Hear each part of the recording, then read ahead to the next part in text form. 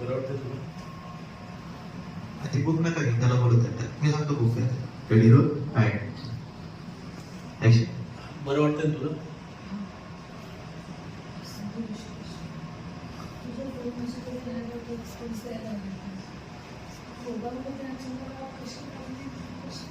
हे बघ तुला काही सांगत नाही जे काही सगळं ना त्याचा तो विचार नको. ते सांगतायत ना. हा बरं. हा आता ऋषिकेश बाजूला